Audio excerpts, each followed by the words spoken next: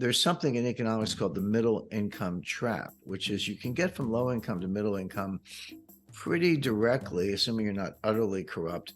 You bring people in from the cities, you bring people in from the country, you bring them into the cities, you build housing. There's nothing luxurious about it. It's not much more than a dormitory, but they have housing, they have public transportation, they can get to work. They do assembly style manufacturing. We're not talking about, the German auto industry. We're talking about like Lego style manufacturing where you put things together.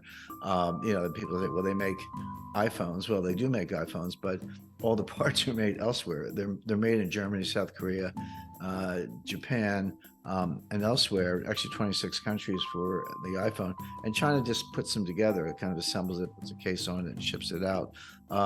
So that's, I don't want to say easy, but that's pretty direct. But then the question is, how do you get from there to high income? Meaning, $20,000 a year per capita or higher. The answer is you can't do it the way I just described. That's middle income. To get to high income, you have to have high technology and high value added. You have to invent stuff. You have to find things that are highly scalable, that are original. The Chinese are not good at that, and neither is anybody else. There are only a couple countries that have ever pulled this off. Singapore is one, Hong Kong, Taiwan, Japan, although Japan's, they had a highly educated population before World War II. They were decimated in World War II, but then when they came back, they had a lot of foreign investment, but they had a well-educated population. So it's very hard to do. So China's stuck there. So you can't just take those growth figures and go, oh, by 2031 they'll pass this. What's happened is it's leveled off. Now, China has slowed down a lot. They've gone from 10% to 7% in terms of annualized growth. They've gone from 10% to 7% to 5%. They're stretching right now to get to 5%. And then in addition to that, you have to look at the components of growth. So there's consumption, investment, government spending, and net exports. And there are many subcomponents in that, including inventories and a lot of other categories.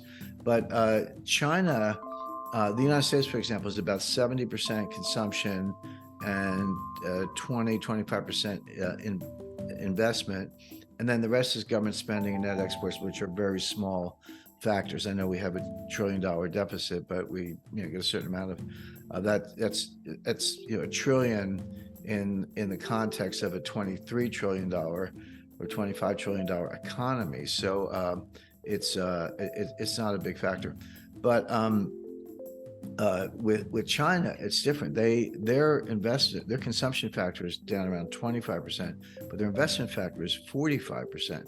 Now, investment's not a bad thing if it's productive. If you're going to invest in things that have higher output than the cost of funding, that's a good thing. You'll grow. It's not even a Keynesian multiplier. It's just a smart investment, and that's true for some infrastructure and building your first airports and your first high-speed railroads and all that. But China has gone way, way, way overboard in non-productive ways. Again, I mentioned I've been to China a number of times. I've seen these ghost cities. I've been in them. I've walked through empty buildings, and the Chinese, the communist people with me, they tell me, well, we're going to fill this up. This is the future Los Alamos of China, whatever. I'm like, guys, there's nobody here. Yeah. And they're like, well, they're coming, they're coming. So my point being, they've wasted it. So if you take the 45% of GDP that's investment and you assume half of it's wasted, and I think that's a good estimate, and you use generally accepted accounting principles, you would write that off.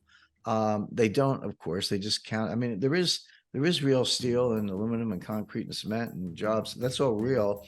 But when they're done, there's nothing there. I mean, they've got a building that's empty, that's not producing any revenue, or a railroad station with 125 escalators that are mostly empty. So they're probably, if you adjust for that, they're probably in a recession already, probably have been.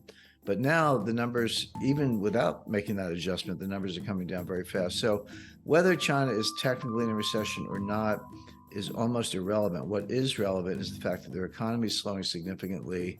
A lot of the growth you see is wasted growth, so it's not going to pay off. They're doing all these stimulus plans, and Wall Street keeps saying the Chinese are doing stimulus, buy Chinese stocks. I mean, Wall Street just wants to sell you stocks, but stimulus doesn't work. You can call it stimulus, but it doesn't actually work.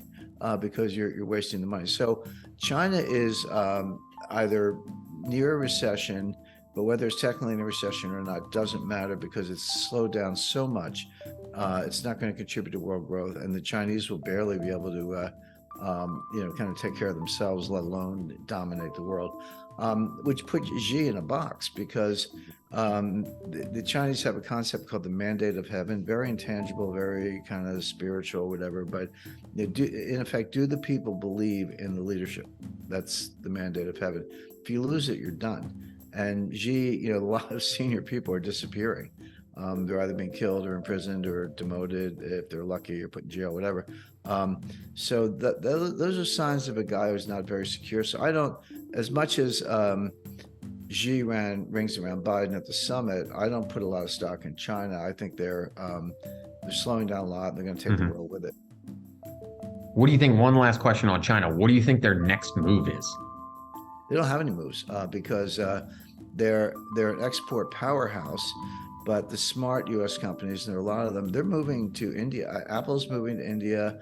The U.S. foreign direct investment is pivoting to Indonesia, Thailand, Malaysia, India, and elsewhere. A lot of it's being sourced back in the United States. Our labor costs are not, put it differently, so-called foreign cheap labor. First of all, it's not really cheap because it's not as productive. But even if the productivity goes up, it's not a lot more expensive than in the U.S. And you got transportation costs. So a lot of major, tens of billions of dollars are being invested in the U.S. semiconductor industry in places like Arizona, Oregon, Texas, elsewhere. That money's not going to China, whereas it might have in a different time. So, and if China relies on exporting to the rest of the world, what happens when the rest of the world slows down and they don't buy their exports? And then China they never brought up their consumption game. They wasted the investment game, and foreign investment starts to move elsewhere. What are they going to do? I think they're in a very difficult spot. They can avoid a recession by lying about the data, which they also do. But in real terms, no. Now let's define recession. Let's put it in the Chinese context. China had been growing at double digits, 10% or more, sometimes 15% per year, compounded for 15 years, going all the way back to 1990. 1994 was really the takeoff point. Deng Xiaoping did some major reforms beginning as early as 1979.